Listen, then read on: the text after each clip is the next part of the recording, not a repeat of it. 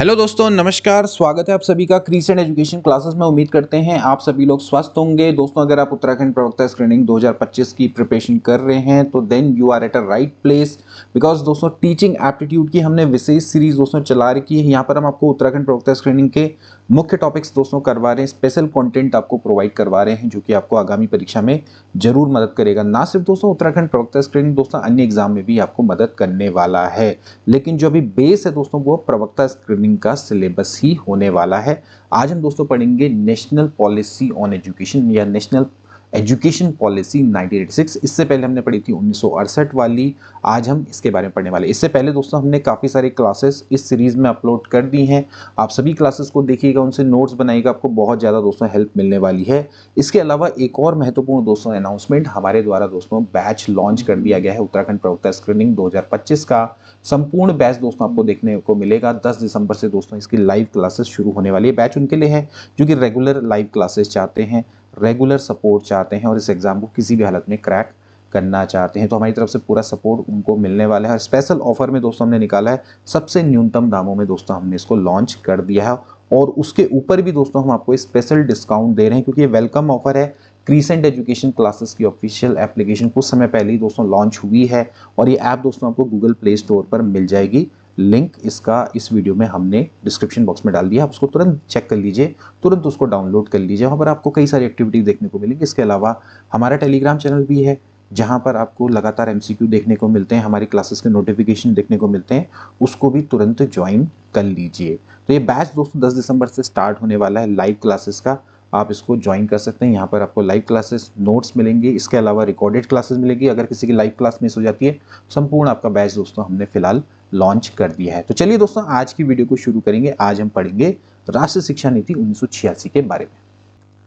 तो दोस्तों आज हम पढ़ने वाले हैं राष्ट्रीय शिक्षा नीति 1986 के बारे में। देखिए, इससे पहले दोस्तों हमने पढ़ी थी राष्ट्रीय शिक्षा नीति 1968।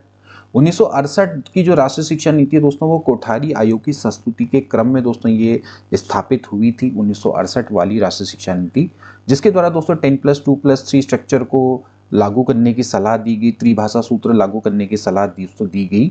और ये दोस्तों इंप्लीमेंट होने भी लग गया था कुछ प्रांतों में। आपकी जो 10+2+3 स्ट्रक्चर लागू होने लग गया था। इसके अलावा त्रिभाषा सूत्र भी कुछ कुछ प्रांत अपने अपने हिसाब से दोस्तों लागू करने लग गए थे। लेकिन दोस्तों जैसे जैसे सरकार बदलती है ना, तो वैसे वैसे पॉलिसी भी बदलती चली जाती है। तो जैसे ही दोस्तों आपकी सरकार बदली 1977 में, उस समय पर दोस्तों आपकी जनता दल आ चुकी थी। तो जनता दल जैसे ही आई तो उस समय पे जो प्रधानमंत्री थे मोरारजी देसाई, तो उनके द्वारा दोस्तों ये बोला गया कि जो शिक्षा नीति है इसमें काफ़ी सारे दोष हैं। एंड देन उसके बाद 1979 पे दोस्तों उस समय के जो शिक्षा मंत्री थे उनके द्वारा दोस्तों कुछ शिक्षाविद और सांसदों के सहयोग से एक नई शिक्षा नीति तैयार कर दी गई और 1979 पे दोस्तों उसकी घोषणा कर डाली गई। और उसके द्वारा दोस्तों जो स्ट्रक्चर था 10+2+3 का, इसको दोस्तों नकार दिया गया और 8+4+3 के स्ट्रक्चर पर दोस्तों विचार किया गया।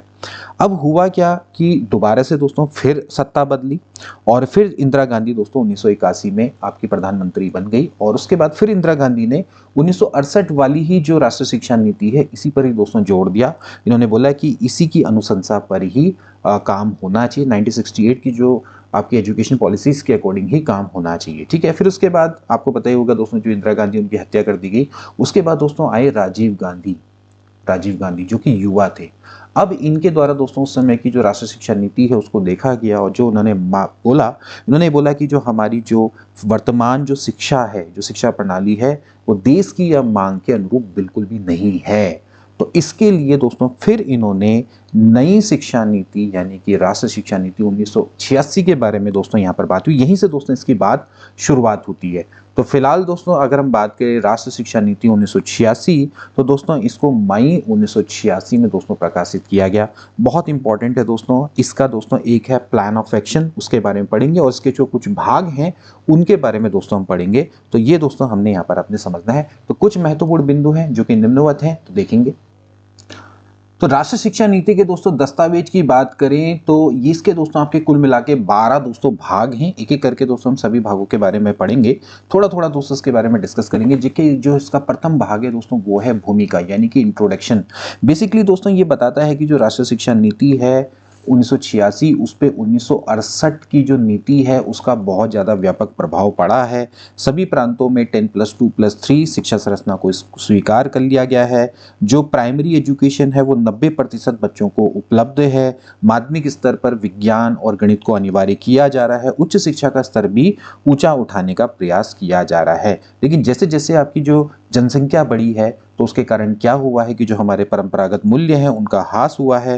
तो लोकतांत्रिक जो लक्ष्य है उनको प्राप्त करने में कई सारी दिक्कतें आ रही हैं। तो वर्तमान और भविष्य की चुनौतियों को ध्यान में रखते हुए हमें नई शिक्षा नीति की आवश्यकता है। तो उसको तैयार करें, उसको क्रियान्वित करें। इस तरह की दोस्तों यहाँ पर भूमिका दिखाई देती है। तो मैंने आपको शॉर्ट में दोस्तों बता दिया कि ये इसके अंतर्गत क्या आता है। ठीक है, इसके बाद जो द्वितीय भाग आता है दोस्तों वह है शिक्षा का सार और उसकी भूमिका, यानी कि essence and the role of education. शिक्षा क्यों आवश्यक है, उसका क्या रोल है दोस्तों। ठीक है ना। तो इसमें सब दोस्तों ये एक्सेप्ट किया गया कि शिक्षा हमारे भौतिक और आध्यात्मिक विकास के लिए दोस्तों बहुत आवश्यक है।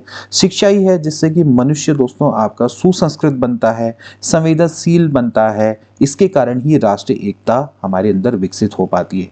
मनुष्य में स्वतंत्र चिंतन और सोच समझ की जो क्षमता उत्पन्न होती है इसका कारण भी शिक्षा ही है। इसके अलावा दोस्तों जो हमारे इम्पॉर्टेंट दोस्तों जो मूल्य हैं, यानी कि जैसे कि समानता, भ्रातृत्व, समाजवाद, धर्मनिरपेक्षता, इनकी प्राप्ति दोस्तों हम शिक्षा के माध्यम से ही कर सकते हैं और अपना आर्थिक विकास कर सकते हैं।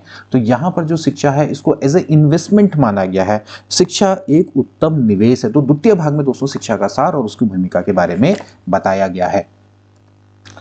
तीसरा भाग दोस्तों जो है वो है राष्ट्रीय शिक्षा प्रणाली। देखिए जो इसका शीर्षक है मैं आपको बता रहा हूँ, जो तीसरा भाग है दोस्तों वो है नेशनल सिस्टम ऑफ एजुकेशन या नेशनल एजुकेशन सिस्टम। ये किस तरह का होना चाहिए इसके बारे में दोस्तों बताया है कि पूरे देश में आपकी 10+2+3 जो संरचना है उसको लागू किया जाएगा या लागू कर दिया गया है दोस्तों, ये यहाँ पर लिखा गया है। इसके अलावा सभी को एक स्तर की शिक्षा होती है, यानी कि जैसे प्राइमरी स्तर की जो शिक्षा है वो दोस्तों उपलब्ध होनी चाहिए। और इसको हम आधारभूत पाठ्यचर्या के दोस्तों नाम से बोला गया है, यानी कि जो पहली जो 10 वर्षीय शिक्षा है वो आधारभूत पाठ्यचर्या ये आपकी तैयार होनी चाहिए। इसके अलावा दोस्तों प्रत्येक स्तर पर न्यूनतम अधिगम स्तर की भी दोस्तों बात की है, यानी कि मिनिमम लर्निंग लेवल निश्चित होना चाहिए और उसमें क्वालिटेटिव इंप्रूवमेंट होना चाहिए। प्रत्येक स्तर में मिनिमम लर्निंग लेवल तो होना चाहिए, इतना तो सीखना ही है बच्चे ने। तो न्यूनतम अधिगम स्तर की दोस्तों बात की गई। तो तीसरा भाग दोस्तों basically national system of education या नेशनल एजुकेशन सिस्टम के बारे में दोस्तों बताता है। इसके बाद दोस्तों जब बात आती है चौथा भाग, तो चौथा भाग है दोस्तों वो बताता है समानता के लिए शिक्षा, यानी कि एजुकेशन फॉर इक्वालिटी। यानी कि इसमें दोस्तों शिक्षा के क्षेत्र में जो विषमताएं हैं उनको दूर करने की दोस्तों बात की गई है। जैसे कि महिलाएं हैं, एससी है, अनुसूचित जाति, पिछड़े वर्ग हैं, अल्पसंख्यक हैं, विकलांग प्रौढ़ के लिए शिक्षा है, उनके लिए विशेष प्रकार के प्रयत्न करने की दोस्तों यहाँ पर बात की गई है। तो शिक्षा में समानता की बात की है, एजुकेशन फॉर इक्वालिटी। इसके बाद दोस्तों जो नेक्स्ट यानी कि पांचवा भाग है उनमें दोस्तों विभिन्न स्तरों पर शिक्षा का पुनर्गठन और शिशुओं की देखभाल और शिक्षा की दोस्तों बात की गई है, यानी कि early childhood care and education, जिसको हम ECCE के नाम से दोस्तों जानते हैं। और विभिन्न स्तरों पर जो शिक्षा है उसके पुनर्गठन करने की बात की गई है। जैसे कि पूर्व प्राथमिक स्तर आता है सबसे पहले, तो उसमें बोला गया है कि जो वहाँ पर शिशु आते हैं उनका पोषण पर ख्याल दिया जाए। प्राइमरी लेवल पे देखा जाए तो बच्चों को रुचिपूर्ण क्रियाएं करवाई जाए। माध्यमिक स्तर की जैसे बात करते हैं तो वहाँ पर पेस सेटिंग स्कूल, गति निर्धारक स्कूल दोस्तों इनको बोला जाता है। उच्च स्तर पर ओपन यूनिवर्सिटी को खोलने की बात की गई है। तो एक तरह से विभिन्न स्तरों पर शिक्षा का पुनर्गठन करने की यहाँ पर बात करी गई है। अगला दोस्तों है कॉन्सेप्ट छठा भाग, तकनीकी और प्रबंध शिक्षा, यानी कि टेक्निकल एंड मैनेजमेंट एजुकेशन। अब छठे भाग में दोस्तों टेक्निकल और मैनेजमेंट एजुकेशन को दोस्तों इम्पॉर्टेंट माना गया है और इसकी समुचित व्यवस्था पर बल दिया गया है। इसके बाद जो सातवां भाग है दोस्तों वो है शिक्षा व्यवस्था को कारगर बनाना, यानी कि the making system work, making education system effective या मेकिंग द सिस्टम वर्क, यानी कि जो शिक्षा है उसमें प्रशासनिक तंत्र है उसको सक्रिय बनाना है, शिक्षकों की जवाबदेही को निश्चित करना है और जो आपके विद्यार्थी हैं उनको भी कर्तव्य का बोध कराना है। इन सभी पर दोस्तों बात करी गई है। तो यह है शिक्षा व्यवस्था को कारगर बनाना। इसके बाद दोस्तों जो 8वां भाग आता है वो है शिक्षा की विषय वस्तु और प्रक्रिया को नया मोड़ देना, यानी कि reorienting the content and the process of education. अब इसमें दोस्तों क्या है कि जो सांस्कृतिक मूल्य हैं और जो हमारी वैज्ञानिक सोच है उसमें दोस्तों कोऑर्डिनेशन की बात की गई है, मूल्यों की शिक्षा देने की बात की गई है, भारतीय भाषाओं का भी विकास करना है, साथ ही साथ गणित और विज्ञान की शिक्षा पर भी बल दिया गया। इसके अलावा जो खेलकूद हैं जिससे कि हमारा स्वास्थ्य वर्धक होता है उन पर भी दोस्तों बात की गई है। और इसके अलावा दोस्तों अंत में जो कि होता है मूल्यांकन प्रक्रिया, उसमें भी सुधार देने की बात करी, यानी कि परीक्षा प्रणाली और जो आपका मूल्यांकन प्रक्रिया है उसमें भी सुधार की बात की गई है। इसके बाद 9वां भाग है दोस्तों जो कि आपका टीचर से संबंधित है, द टीचर। इसमें टीचर्स के दोस्तों जो महत्व है उसको स्वीकार किया गया है, उनका वेतनमान बढ़ाने की बात की गई है, उनकी जो सेवा शर्तें हैं उनको आकर्षक बनाने की बात की गई है। इसके अलावा जो टीचर्स ट्रेनिंग है उसमें भी सुधार की बात करी गई है। 10वां भाग है दोस्तों वो है शिक्षा का प्रबंध, यानी कि द मैनेजमेंट ऑफ एजुकेशन। इसमें दोस्तों प्रशासन के विकेंद्रीकरण पे दोस्तों बल दिया गया है, यानी कि सभी अपने अपने स्तर पर शिक्षा का भार उठाएं। आप जानते हैं दोस्तों विकेंद्रीकरण क्या होता है, तो विकेंद्रीकरण में जो स्थानीय जो लोकल बॉडीज हैं वो भी अपनी ओर से दोस्तों शिक्षा का प्रबंध या उन पे दायित्व देने की बात की गई है। इसमें दोस्तों जैसे राष्ट्रीय स्तर है तो वहाँ पर भारतीय शिक्षा सेवा की बात की गई है। जैसे हम भारतीय शिक्षा सेवा की बात करेंगे तो इंडियन एजुकेशन सर्विस, ऐसी ही राज्य स्तर पर प्रांतीय शिक्षा सेवा की बात करें, स्टेट एजुकेशन सर्विस की बात की गई है। ऐसी जिले स्तर पर की बात करेंगे तो जिला शिक्षा परिषद। तो आप देख सकते हैं कि राष्ट्रीय स्तर पर एक निकाय है जो कि राष्ट्रीय तौर पर शिक्षा के लिए उत्तरदायी है। ऐसी राज्य की बात करें तो राज्य पे एक निकाय है जो कि राज्य के लिए उत्तरदायी है। जिले स्तर पर जिला शिक्षा परिषद की गठन की दोस्तों बात की गई है। तो इस तरह से शिक्षा का जो प्रशासन है उसको विकेंद्रीकरण की दोस्तों यहाँ पर बात की गई है। ओके, और इस तरह से जब प्रबंध की बात करें तो शिक्षा पे 10% पूरा राष्ट्रीय आय का व्यय करने की बात की, हम बजट का 6% यहाँ पर बात की। तो शिक्षा का मैनेजमेंट कैसे होगा उसकी दोस्तों यहाँ पर बात करेगी। इसके बाद दोस्तों बात करेंगे 11वें भाग की, यानी कि 11th पार्ट। इसमें लिखा गया है दोस्तों रिसोर्सेज एंड रिव्यू, यानी कि संसाधन तथा समीक्षा। तो इसमें दोस्तों एक्सेप्ट किया गया है कि अगर हम नेशनल एजुकेशन पॉलिसी 1986 को अगर लागू करते हैं तो इसके लिए दोस्तों हमें बड़ी धनराशि की आवश्यकता होगी, और इसलिए प्रत्येक जो भी हम दोस्तों ये प्रस्तावित कार्य करना चाह रहे हैं तो इसलिए जो धनराशि आवंटन है उसकी व्यवस्था की जाए, यानी कि उसके लिए धनराशि है उसको आवंटन किया जाए। ठीक है, और प्रत्येक 5 वर्ष के बाद जो हमारी नई शिक्षा नीति है उसके क्रियान्वयन और उसके परिणामों की समीक्षा भी किया जाए, यानी कि जो शिक्षा नीति है उसका क्रियान्वयन हो रहा है या नहीं हो रहा है, इम्प्लीमेंटेशन हो रहा है नहीं हो रहा है, और उसके हमें क्या क्या परिणाम मिले हैं इसकी प्रत्येक 5 वर्ष में समीक्षा की यहाँ पर बात करी गई। इसके बाद दोस्तों जो 12वां और अंतिम भाग है उसमें दोस्तों फ्यूचर के बारे में बात करी है कि निकट भविष्य में जो 100% साक्षरता का जो लक्ष्य है उसको हम प्राप्त कर लेंगे और हमारे देश के उच्च शिक्षा प्राप्त व्यक्ति हो क्या होंगे, सर्वोत्तम स्तर के होंगे। ये इस तरह का दोस्तों इसमें बात करी गई है। तो ये है दोस्तों नेशनल एजुकेशन पॉलिसी 1986 का दस्तावेज। अब बात करेंगे दोस्तों इसकी कार्य योजना की, यानी कि प्लान ऑफ एक्शन। अब बात यह है कि दोस्तों इससे पहले तो जो दस्तावेज था वो था राष्ट्रीय शिक्षा नीति 1986 का दस्तावेज। अब इसको कार्य को कैसे किया जाएगा, प्लान ऑफ एक्शन। ओके, तो उसका जो दस्तावेज है दोस्तों ये नवंबर 1986 में इसकी कार्य योजना यानी कि प्लान ऑफ एक्शन को दोस्तों प्रस्तुत किया गया। देखिए 1986 मई 1986 में राष्ट्रीय शिक्षा नीति की घोषणा की गई। अब इसको इम्प्लीमेंट कैसे किया जाएगा, प्लान ऑफ एक्शन। ठीक है, तो इसकी जो कार्य योजना है वो प्लान ऑफ एक्शन नामक दस्तावेज से दोस्तों प्रकाशित की गई और ये नवंबर 1986 में दोस्तों प्रकाशित की गई। अब इसकी कार्य योजना है वो 24 भागों में दोस्तों विभाजित है। अब थोड़ा शॉर्ट में दोस्तों इसके बारे में पढ़ेंगे। जो प्रथम भाग है दोस्तों वो है पूर्व बाल्यावस्था परिचर्चा एवं शिक्षा, यानी कि early childhood care and education. तो बेसिकली दोस्तों इसमें सिंपली बताया गया है कि जन्म से लेकर 6 वर्ष तक की आयु तक के जो बच्चे हैं उनके स्वास्थ्य की देखभाल, उनकी पूर्व प्राथमिक शिक्षा, उनके प्रसार की दोस्तों यहाँ पर बात की गई है और उनके पोषण की दोस्तों यहाँ पर बात की गई है। ठीक है ना, और उनके लिए धनराशि की व्यवस्था करने की दोस्तों यहाँ पर बात की गई है। तो पूर्व बाल्यावस्था परिचर्चा एवं शिक्षा की दोस्तों यहाँ पर बात करी गई है। तो early childhood care and education, तो इसके लिए योजना प्रस्तुत की गई भी इसको कैसे किया जाएगा। ठीक है ना, इसके बाद बात करते हैं द्वितीय भाग में। तो द्वितीय भाग में दोस्तों आपकी प्रारंभिक शिक्षा, निरौपचारिक शिक्षा और ब्लैक बोर्ड योजना को प्रस्तुत किया गया है। इसमें जो प्राइमरी एजुकेशन है दोस्तों उसको सर्वसुलभ बनाने के लिए, यानी कि सभी को उपलब्ध हो, तो उसके लिए 1 किलोमीटर की दूरी के अंदर, 1 किलोमीटर की दूरी के अंदर प्राइमरी स्कूल दोस्तों खोलने की बात की गई है। और 3 किलोमीटर की दूरी पर, 3 किलोमीटर की दूरी पर दोस्तों उच्च प्राथमिक स्कूल, ठीक है, उच्च प्राथमिक स्कूल खोलने की बात की गई, ठीक है, उच्च प्राथमिक स्कूल, उच्च प्राथमिक स्कूल, ठीक है ना, इनकी दोस्तों यहां पर बात की गई। तो प्रत्येक 1 किलोमीटर के दायरे पर प्राइमरी स्कूल और प्रत्येक 3 किलोमीटर के दायरे पर उच्च प्राथमिक स्कूल। इसके बाद जो सर्व शिक्षा अभियान है दोस्तों उसमें यही इंप्लीमेंट किया गया, ठीक है, तो ये चीज ध्यान में रखना है, ठीक है। इसके बाद फिर निरौपचारिक शिक्षा केंद्र खोलने की दोस्तों बात की गई, आवश्यकता अनुसार निरौपचारिक शिक्षा केंद्र दोस्तों बात की गई, ठीक है। इसके अलावा स्कूलों की दशा सुधारने के लिए दोस्तों ब्लैक बोर्ड योजना को प्रस्तुत किया गया। ब्लैक बोर्ड योजना बहुत इंपॉर्टेंट है दोस्तों, ध्यान रखेंगे, 1986 के क्रम में दोस्तों लागू हुई थी, 1986-7 में।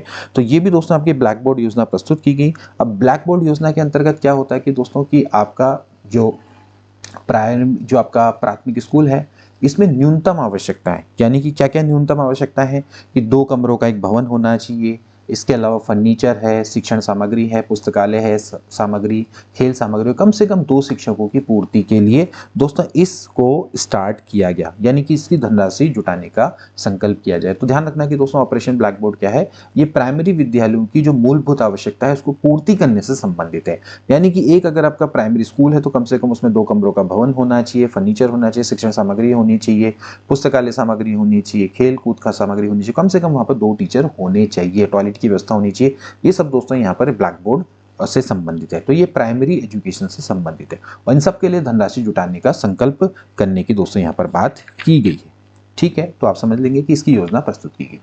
इसके बाद अगला आता है दोस्तों तृतीय भाग, जो कि आपका माध्यमिक शिक्षा और नवोदय विद्यालय से संबंधित, यानी कि सेकेंडरी एजुकेशन और नवोदय विद्यालय। तो इसमें दोस्तों बेसिकली जो आपकी जो सेकेंडरी एजुकेशन है उसके प्रसार और उसके उन्नयन के लिए आवश्यकता अनुसार माध्यमिक स्कूल खोलने और की बात की गई है। इसके अलावा जितने भी माध्यमिक स्कूल हैं उनकी दशा को सुधारा जाए, ठीक है, माध्यमिक स्तर पर खुली शिक्षा व्यवस्था करने की बात की गई है। इसके अलावा जो आपके नवोदय विद्यालय हैं इनकी भी स्थापना की रूपरेखा यहाँ पर प्रस्तुत की गई है, ठीक है। इसके बाद दोस्तों आता है 4th पार्ट, जो कि आपका है शिक्षा के व्यवसायीकरण से संबंधित, ठीक है। शिक्षा के व्यवसायीकरण का क्या अर्थ है दोस्तों कि यहाँ पर कार्यानुभव यानी कि वर्क एक्सपीरियंस की दोस्तों बात की गई है। जैसे कि +2 जो आपका पाठ्यक्रम है उसमें विभिन्न प्रकार के व्यवसायिक पाठ्यक्रम यानी कि वोकेशनल पाठ्यक्रम खोलने की दोस्तों बात की गई है, ठीक है, जिससे कि जो शिक्षा है उसका व्यवसायीकरण हो पाए। इसके बाद जब बात करेंगे दोस्तों पंचम भाग की, तो इसमें हायर एजुकेशन की दोस्तों बात की गई है। तो उच्च शिक्षा के उन्नयन के लिए ध्यान रखने वाली बात है कि अगर जिन छात्रों को हायर एजुकेशन में प्रवेश दिया जाएगा तो उसमें ये भी समझना है कि जो पाठ्यक्रम है उसका पुनर्गठन किया जाएगा, ठीक है, और जो उच्च शिक्षा में जो भी छात्र जाएंगे उनका प्रवेश परीक्षा ली जाएगी। ऐसे ही नहीं कि कोई भी 12th पास करके सीधे कॉलेज में चला जाए, ठीक है। तो जिससे कि क्या होता है भाई शिक्षित बेरोजगारी बढ़ती है, तो इसलिए क्या है कि जब उच्च शिक्षा में आप प्रवेश लेंगे तो उसके लिए प्रवेश परीक्षा होगी, पाठ्यक्रमों का पुनर्गठन होगा। इसके अलावा जो उच्च शिक्षा संस्थान है उनको संसाधन उपलब्ध करवाए जाएंगे, रिसोर्सेज करवाए जाएंगे, ऐसी जो शिक्षक हैं उनके लिए एनरिचमेंट प्रोग्राम है वो कंडक्ट करवाए जाएंगे। ये सभी की दोस्तों यहाँ पर बात करी गई है, ठीक है। इसके बाद अगला है दोस्तों 6ठा भाग, जो कि मुक्त विश्वविद्यालय और दूरस्थ शिक्षा की दोस्तों बात करता है, open university and distant education की। तो इसमें दोस्तों आपका इंदिरा गांधी मुक्त राष्ट्रीय मुक्त विश्वविद्यालय के कार्यक्रमों को विस्तार देने की बात करी गई है। इग्नू दोस्तों आप सभी लोग जानते हैं, तो जो इग्नू है उसके कार्यक्रमों को विस्तार देने की बात की गई है और नए मुक्त विश्वविद्यालयों की स्थापना करने की बात करी गई है और उनकी स्थापना में सावधानी बरतने की दोस्तों बात करी गई है, ठीक है ना। तो ये आपसे यहाँ पर आपको ये समझना है, ठीक है। इसके बाद बात करेंगे 7वां भाग। तो 7वें भाग में ग्रामीण विश्वविद्यालय एवं संस्थाओं में केंद्रीय ग्रामीण संस्थान परिषद के गठन की बात की गई है, यानी कि रूरल यूनिवर्सिटी एंड इंस्टीट्यूट्स, ठीक है। तो इसमें दोस्तों वही है कि जो केंद्रीय ग्रामीण संस्थान परिषद है यानी कि central council of rural education, इसके गठन दोनों की करने की दोस्तों बात की गई। इसके अलावा जो ग्रामीण विश्वविद्यालय है एवं संस्थान इनके पुनर्गठन की बात की गई है। इसके अलावा जो कुछ इन क्षेत्रों के कुछ संस्थानों को स्वायत्ता प्रदान करने की भी यहाँ पर बात करी गई है या इसकी योजना प्रस्तुत की गई है।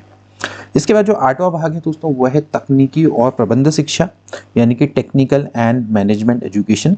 इसमें दोस्तों आपका अखिल भारतीय तकनीकी शिक्षा परिषद यानी कि AICTE ओके, तो अखिल भारतीय तकनीकी शिक्षा परिषद और जो राज्य के जितने भी तकनीकी शिक्षा बोर्ड है इनको सुदृढ़ करने की बात की गई है। ओके, और कुछ अच्छे जो तकनीकी और प्रबंध शिक्षा संस्थान हैं उनको स्वायत्तता प्रदान करने की दोस्तों बात की गई है।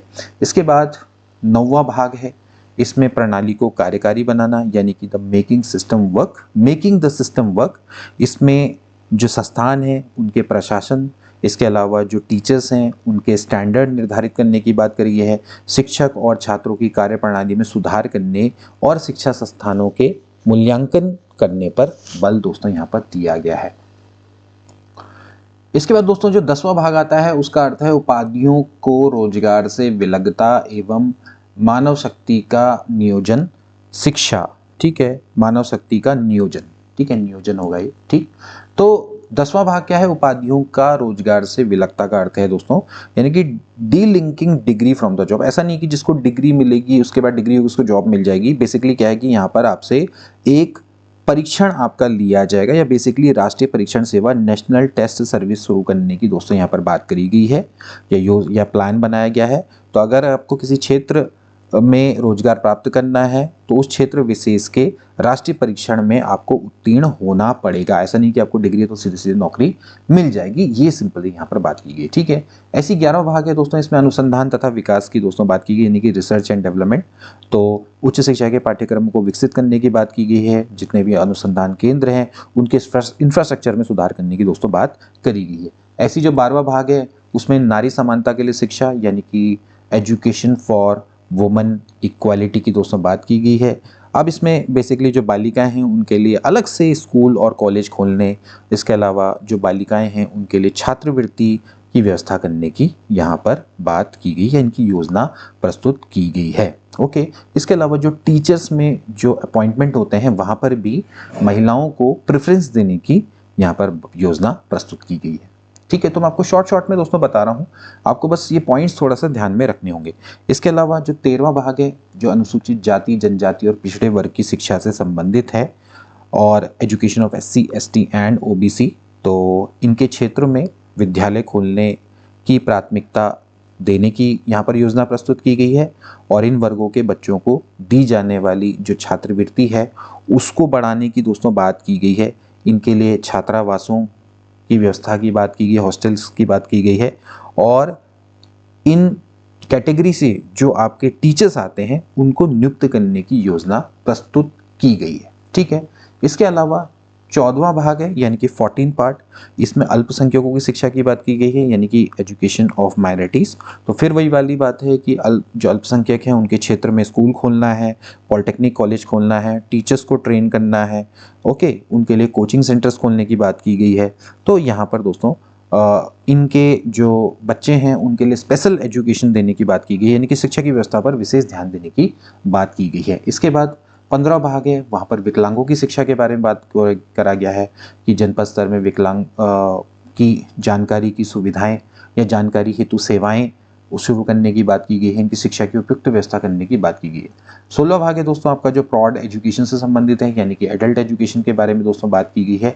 इसके बाद ऐसी जो 17वां भाग है उसमें जो स्कूली शिक्षा है उसके विषय वस्तु तथा प्रक्रिया यानी कि content and process of school education की बात की गई यानी कि जो आपका पाठ्यक्रम है और जो पाठ्य पुस्तक है उसके सुधार पर दोस्तों यहाँ पर बात की गई है।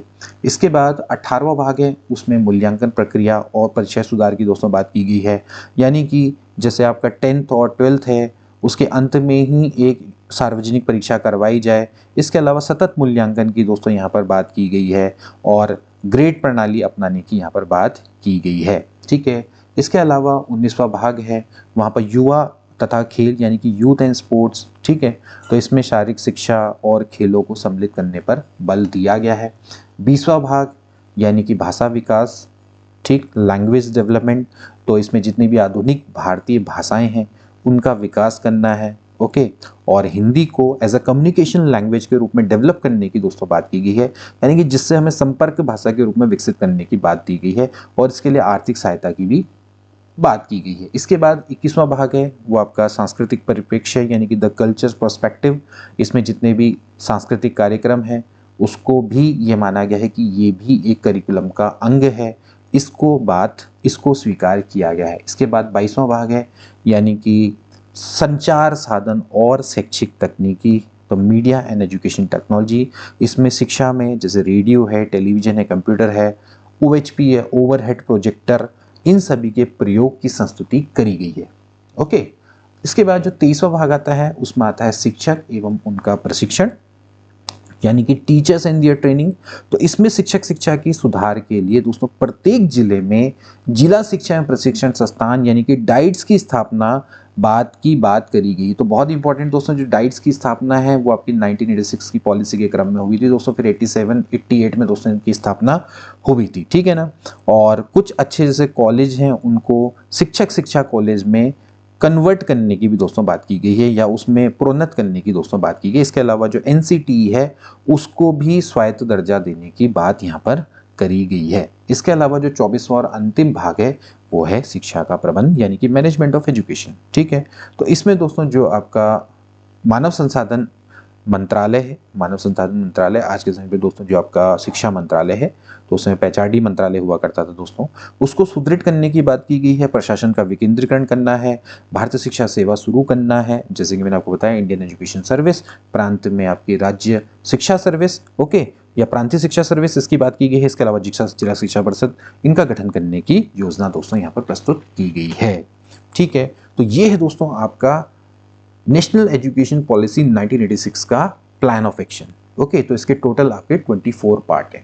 आई होप कि दोस्तों आपका लेक्चर आपको बहुत अच्छे से समझ में आया होगा। देखिए कई सारी जो चीज़ें मैं बोलता हूँ आप सभी को दोस्तों लिखना यहाँ पर संभव नहीं हो पाता है, तो जो भी मैं आपको लिखता हूँ उसके आप नोट्स बनाया करें, उससे आपको बहुत सारी मदद दोस्तों मिलेंगे। और जो मैं आपको पढ़ा रहा हूँ दोस्तों ये चीज़ें अगर आप ऐसी ओरली याद करेंगे तो आपके लिए बहुत अच्छा रहेगा दोस्तों। आपको अंदाजा आ जाएगा कि भाई इसके अंदर क्या था, इसके अंदर क्या था, बड़ा आसान रहता है, ठीक है ना।